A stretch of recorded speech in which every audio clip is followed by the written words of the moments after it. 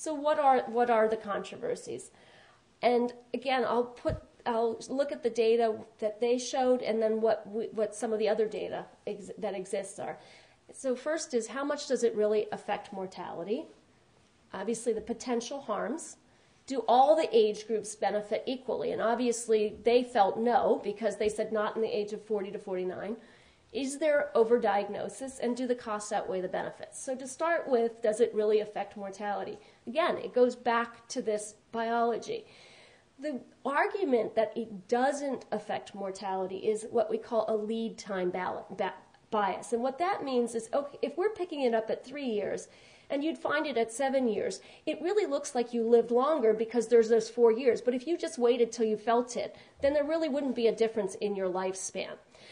That has been disproven, like that, by this, meaning that if you then, that would say that if we're at 3 years and 7 years, then at 12 years, everybody should have the exact same mortality because, or at least it shouldn't be that big a difference. But if you go back to this graph, for each size increment, there's clearly a better survival advantage. And it lasts out 16 years. It would be one thing if it went away after about 5 years, because everybody would sort of even out. But it never evens out. And so that's really important to keep in mind. So it isn't just about finding it earlier.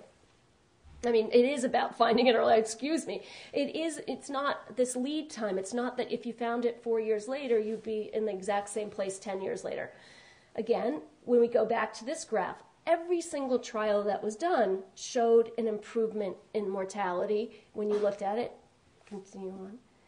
So when we looked at it, one of the nice things that the Swedish group did, again, and I referred to Tabar because I think he really, really was the grandfather of all this. So what they looked at is they said, let's look at mortality overall. That was another argument against it, saying, well, you can affect breast cancer mortality, but these women are just going to die of something else. And what they showed is the relative risk was very low, about 70%, it's 30% less from breast cancer. But then if they looked at death overall, there's about a 13% reduction. And what that really is reflective of is a large number of women who would have died of breast cancer who then lived because of being treated. And it's in this age group of 40 to 70 that it makes the biggest difference. So we can say pretty clearly that it's going to affect mortality, but the question is, what are the harms? And again, to each person individually, there may be a difference in what we consider to be a harm. So the first thing that is considered to be a harm is what we call false positives. And again, going back, it means we think there's cancer there on the test, but there's actually not cancer there. And so if we look at a 10-year period, in the late 1990s, there was a study done with a large database that basically took into account a lot of the mammography across the country. And when they looked over a 10-year period, it was felt that up to a quarter of women would have to undergo either additional imaging or a biopsy to prove that they didn't have cancer. And they felt that was probably too high a number, and this was actually taken into account in some of the information. Again, the other 75% of women who had tests that showed cancer probably wouldn't feel that way, but you'd have to ask this 25%, was it worth it? There is anxiety, and I completely understand this, but it is really a way of looking at it. Now, we'll also look a little bit later at the newer information about this. So then when they actually plotted it out, they felt that even if you continued, if you're doing a number up to 10 mammograms during that period of time, you could have as high as a 40% chance of either needing additional pictures or needing a biopsy. One of the problems with these data, and this is what was used by the task force, is that it comes from mammography that was done in the 70s and 80s, and the equipment was very, very different. And when we talk a little bit more about mammograms and what we see, I'll show some pictures of the differences in the types of equipment. So the other argument is that specifically for women between the age of 40 and 49, it's a much higher rate of having a false positive. So you can see about almost 100% of those would have at least one positive. By false positive, it doesn't absolutely mean you have a biopsy. It means you could just have extra pictures taken. And so, and many of you who've gone through this know that isn't that uncommon to need it, and that is considered a false positive. But when you get to the 80 to 89-year-old group, it's not as common. Continue. So with that in mind, the next question was, does mammography make any sense in that 40 to 49? If you have that many women who are going to need at least additional films, does it make sense? And so again, we go back to the Swedish data, and what they decided to do is to break it out just for those women. And in this, it's women who start in their 30s and started screening. And they looked at that group of women, and what they clearly showed by exposed, what they mean by exposed is they've gotten mammography. So if you look at the breast cancer deaths, those who had mammography had a 50% reduction in their mortality from breast cancer, and overall, all deaths they had a 50% reduction in. And that's because if you look at the causes of death for women between the age of 40 and about 55, the most common death is actually breast cancer. That's the most common cause of death in a 40 to 54-year-old. So for that reason, that's why it affected everything. And so recently, there was a new trial that looked at this in the UK.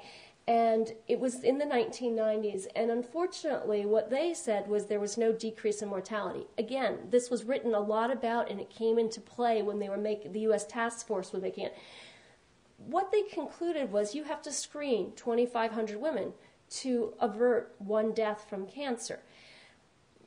So what they made a qualitative decision that life that was saved was not worth the screening for the other 2,500. It's not necessarily that it didn't reduce mortality, but they felt that there has to be a number that they give. In this trial, though, when you looked at it, fewer than 70% of the women actually went for their screening. So in addition to not necessarily having the best screening modalities in terms of the updated mammography that we now have, fewer than 70% of the women actually went. So what they then did, the new analyses then looking at it by a reduction in percentage, but life years gained. And by that we're talking about if you're diagnosed at 40 and live to the age of 90, you saved a lot more life years than if you're diagnosed at the age of 80 and live to 90. So we look at this, and so what they first did was they said, let's look at the difference in deaths per 1,000 women who are screened. And in the age of 40 versus starting at the age of 50, there's only about 1 or 2 additional women who would be quote-unquote saved. But when you actually look at the difference in life years gained per every 1,000 women that are screened, it's a much higher number. These are the different mathematical models they used, by the way. So they used 6 different ones. The lowest they came up with 11-year difference for every 1,000 women, and the highest was 58. So there can be a huge difference in the number of years that are saved, and that goes back to the fact that, again, the highest mortality comes in that group of 40 to 54. So again, one of the problems with younger women, and this is, I want to bring up here again, the biology, if I can keep bringing this up, is that the screening tests that looked at it and the studies were actually looking at screening every 2 years. The problem for younger women is that time from 3 to 7 years may be much faster. You may go from the 0 to the palpable lump in 2 or 3 years rather than going to it in 7 years. And so that's important when you're screening, and you have to take that into account. In addition, this is our old film screen mammography. And what you see, so there's not a whole lot of definition there to this screening. There's also a lot of this white tissue. The whiter the tissue is, the more dense it is. And as if you can imagine, little cancers could hide in that very easily. So when we look at this, and I'm sorry it doesn't project very well, that's okay. We can get you a set of slides to look at home. On the left is the film screen mammography.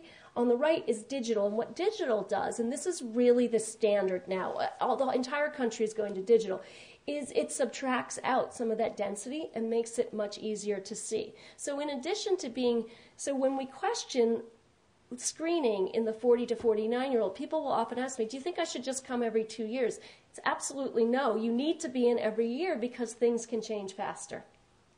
So the other important thing about mammography for younger women is no matter how dense your breast tissue is, you will see calcifications. And this is a little bit exaggerated. There's actually some smaller calcifications. The real white ones that we're seeing are actually benign calcifications. But within that, there are these little smaller areas. That can be the earliest sign of cancer. And no matter how dense your breast tissue is, you can actually see those. And so it's really, and that typically represents the earliest cancers that we see.